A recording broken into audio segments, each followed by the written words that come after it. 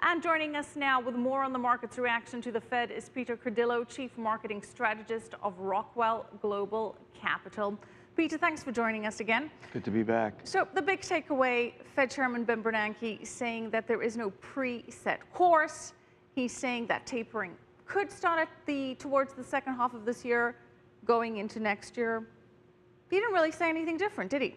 No, exactly. In fact, he said nothing new. The Fed remains flexible as ever, and that's been the theme all along. And, you know, I think the only perhaps real change is the fact that they did indicate that perhaps they're going to use the 7% unemployment rate as a benchmark when they might begin to taper. So with unemployment... But they have tapered, they have pegged the tapering to an unemployment rate in the past. That's correct, but they always said 6.5%.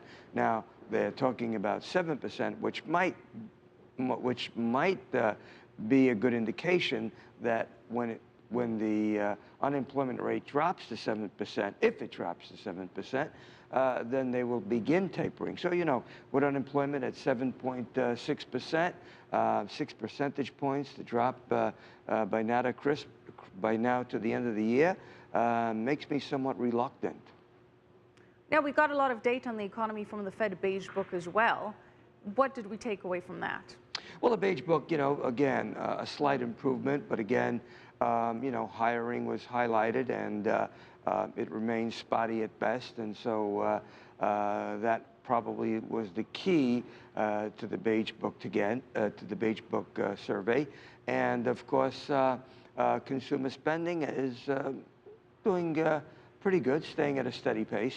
How significant is it that Bernanke noted that should the economy weaken, the Fed does stand ready to increase QE3? Again, that's nothing new. He said that all along. And if that should happen, and there's a good possibility that we might see the economy actually slow from present economic growth. Look at the housing data today. We saw building permits down a little over 7%.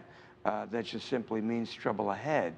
And I'm not suggesting that we're going to see a major downturn in the housing market, but certainly the backup that we saw in mortgage rates have certainly taken a toll. And it's funny you mentioned that, because one of the House representatives asked Bernanke that if a friend was asking for advice about refinancing his house, would Bernanke advise to do it now or later? And Bernanke joked back saying, well, he's not a financial advisor.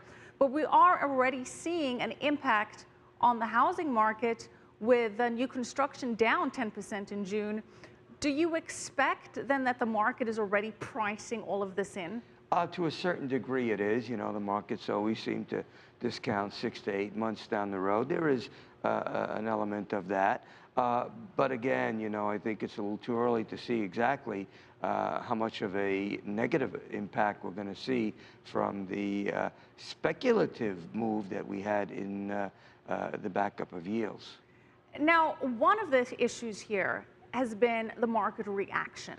And the Fed is kind of making sure to temper down the volatility in the markets. Has he achieved that, or is it all null and void because the minute some action is taken, we can expect a big sell-off anyway? No, in terms of, you know, yields going much higher from these levels, I think he has calmed the markets, and certainly the stock market is at record high, so there's no question about that.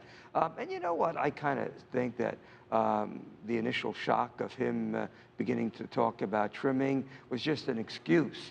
The markets were high, and of course I'm not referring to the Treasury markets, but obviously the stock market was high. Right. It needed to pull back, and it did, and it just gave us more room to go higher.